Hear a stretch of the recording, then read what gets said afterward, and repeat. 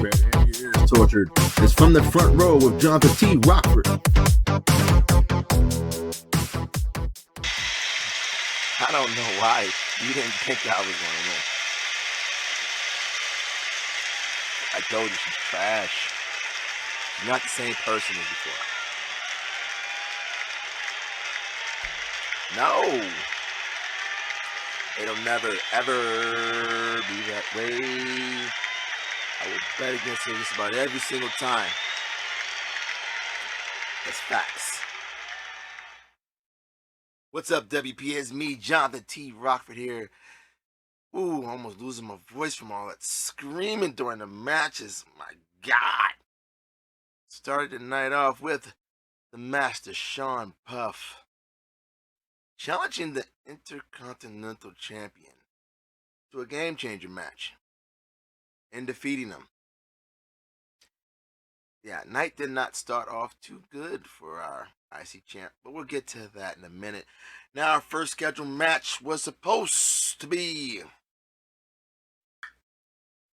Robert Isaiah Salea versus the Supreme Knight versus South Bronx Savage.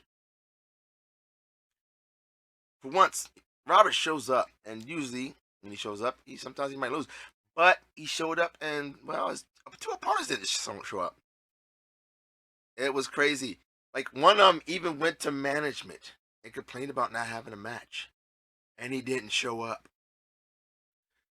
So Robert got the night off and the win, and joined the commentary table, which is becoming a very common theme lately here in WPA.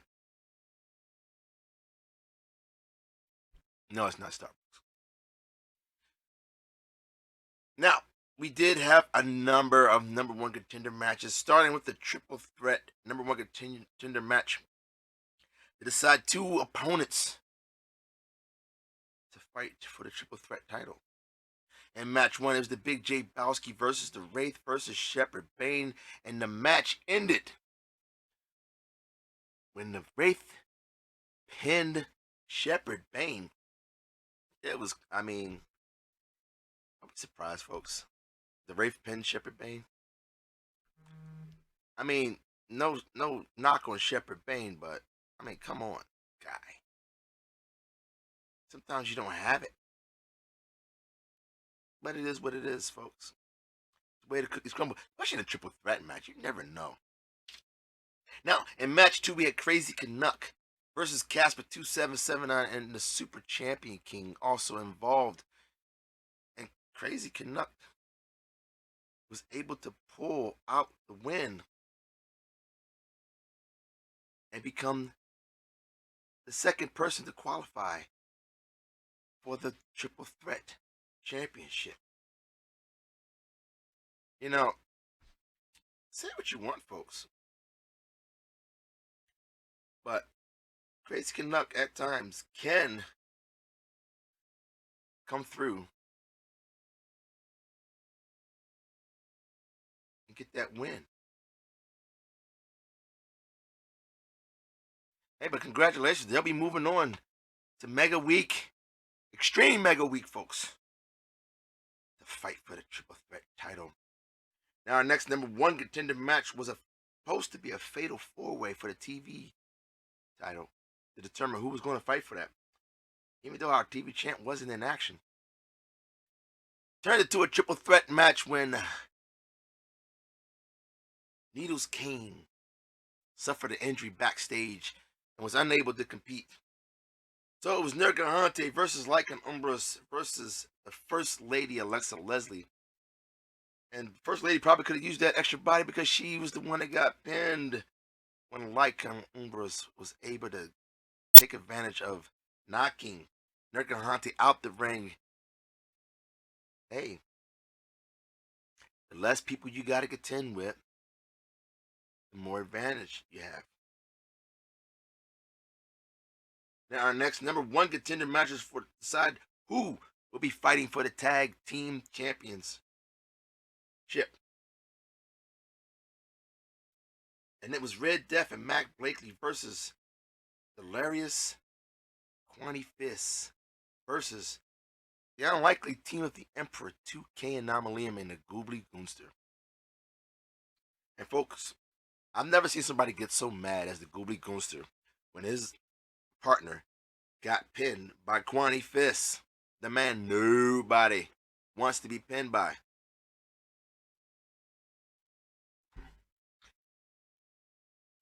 Kwani went to management and said he's tired of being paired up with inept and incompetent partners.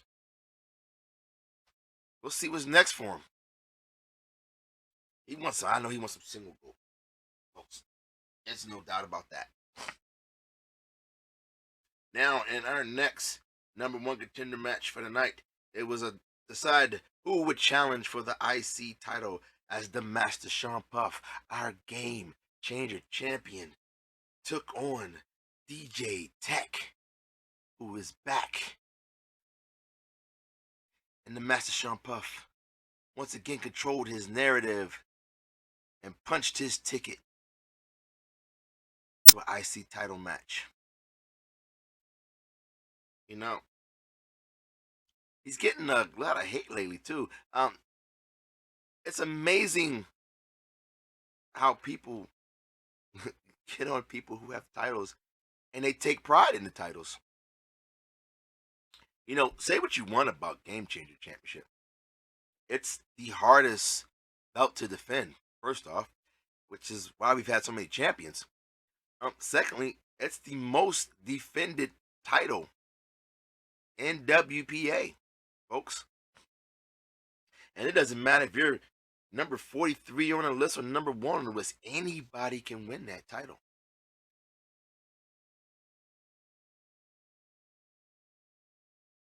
Just saying. Very few can defend it and hold on to it for weeks at a time. Some people hold it one night, some people 30, 40 days, go through half the roster. You know, that weighs on your mind when you have a one-time match with somebody and they beat you like that. But it's understandable. Some people don't have the testicular fortitude to be able to hold on to a game changer title and defend it as much as it needs to be defended. Understandable. Well, congratulations to the Master Sean Puff. Good luck on the next match.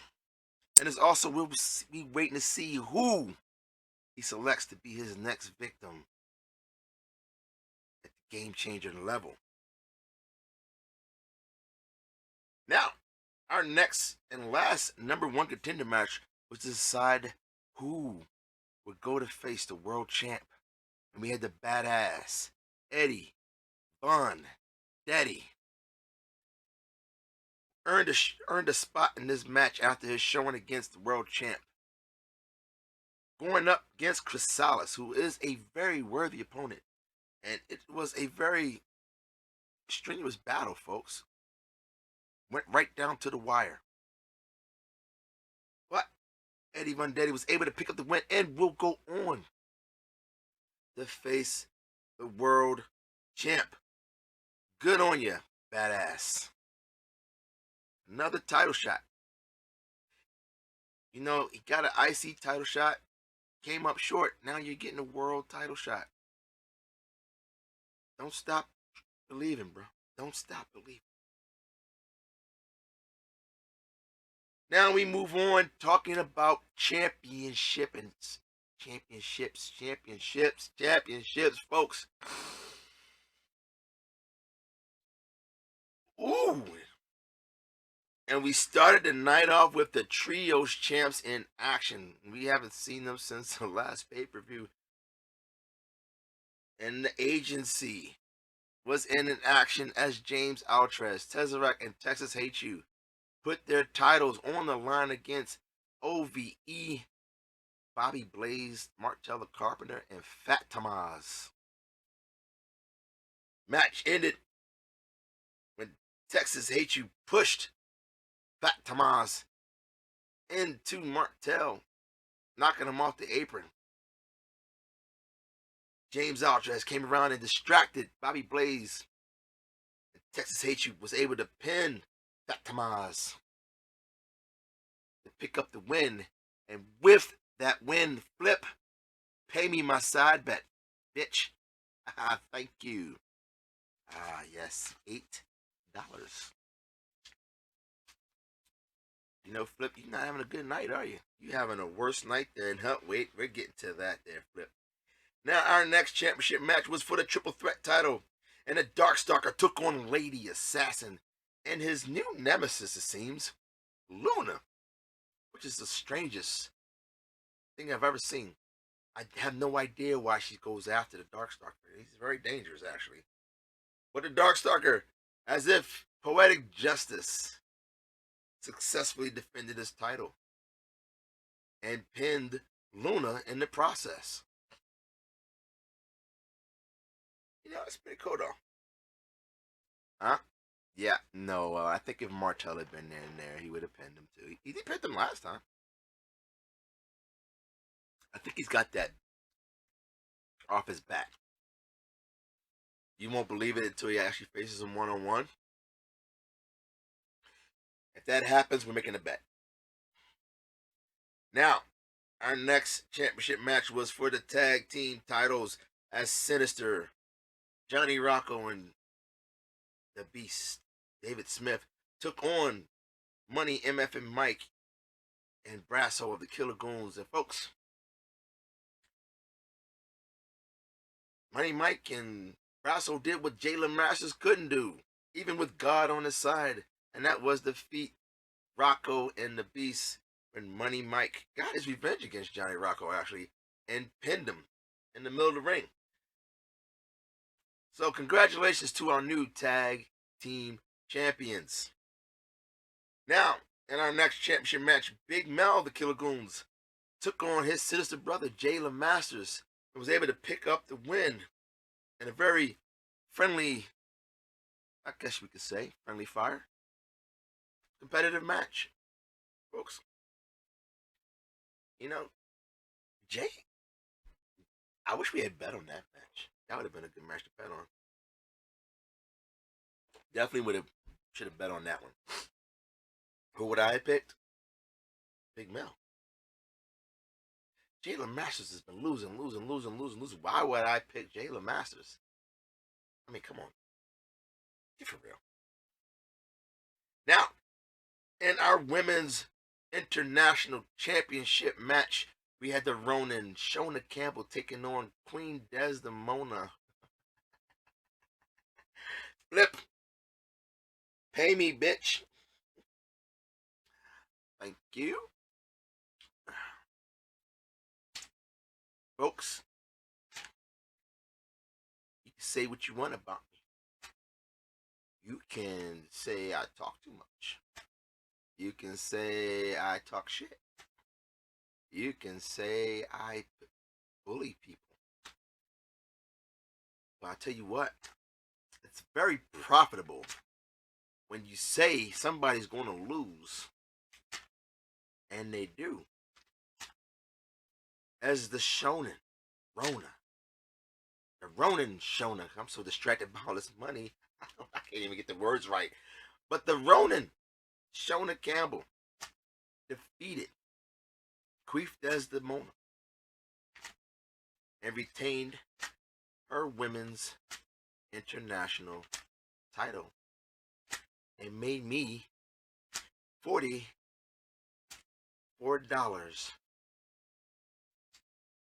richer. Hey, plus this 8 Flip, that's about $50-something there. Ah. What? No, I don't care. Next time, there won't be a next time to Flip because she's not going to. It is what it is, Flip. Stop complaining. Next time you're going to take she loses, no, that'll be the time she wins. She doesn't like you anyway. Now, our next match was determined the champion of the Intercontinental Championship, and we had Cats and Corey putting up his title against Michael Oliver, Nathaniel Everett Young. Money.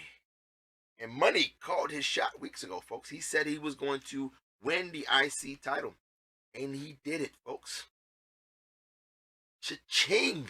He cashed in and is now your new Intercontinental Champion. Folks, we've had 2 title changes already. Going into our last title match for the World Championship, as Jermaine Walker took on Winthrop Percy Alexander IV. And in a tight contest, folks, Jermaine Walker was actually able to retain his title. Yeah, we could have told you that was going to happen, folks. Change the name all you want to. The results are still the same. Jermaine Walker, still world champion, folks. And that's all we got, folks. Got the mega weekend coming up. It's going to be a battle, folks. I get a nice little break. You too, Flip. Hey, maybe we'll find something to do midway through. You never know. We're kind of creative here on the show. But we will have game changer coverage all week, because that's what we do here. That's all I got, folks. Like I said, stay tuned for Philip.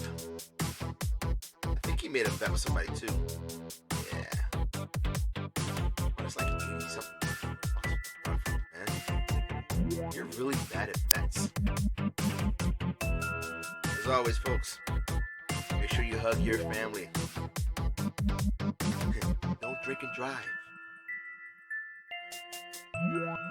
Pick up that phone and call that loved one, that friend of yours that may need to hear your voice. And above all, folks, don't bet on Queef and Demona to win. Because it's not going to happen. I'll see you later, folks.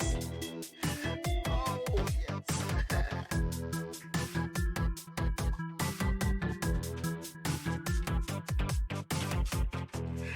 Make it rain, baby. Told you she was gonna lose.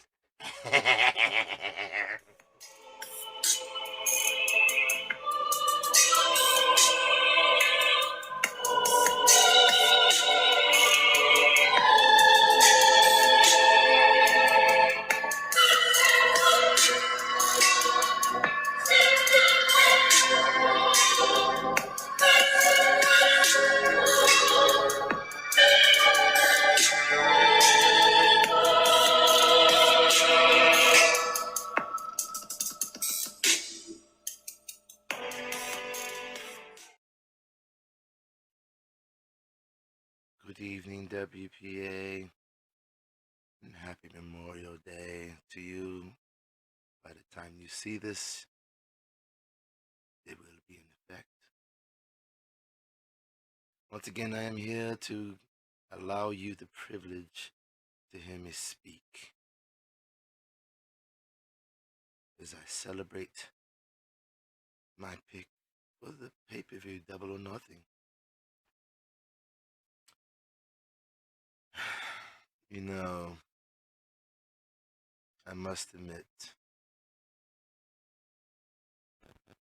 my job, it is not getting any easier. But nevertheless, there's always one in the crowd that stands out. It's an undeniable fact. This week's selection is the Women's International Champion, the Ronin, Shona Campbell. She's proven her worth, taking on all comers who attempt to take her title from her. And last night was no exception as she defeated Desdemona soundly.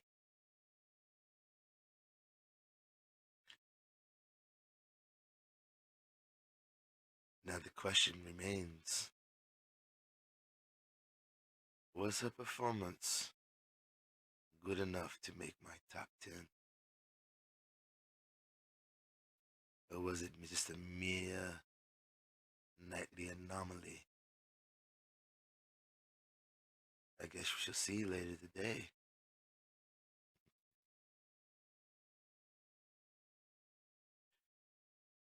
But Shona, who knows her worth and has shown increasingly astute skills,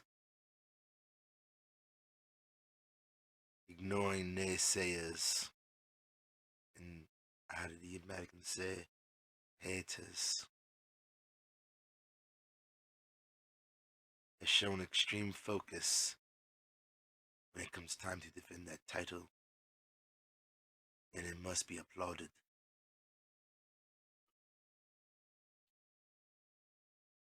As for anyone hoping to make my top 10,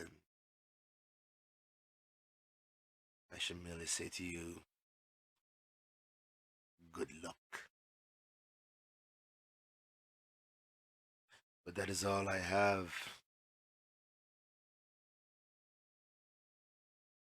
The mega week coming, maybe I'll make 2 choices for my top performers.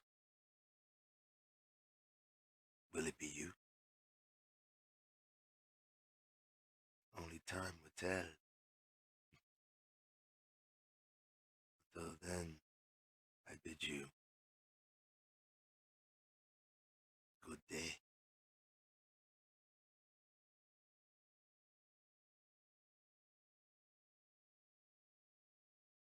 I said good day.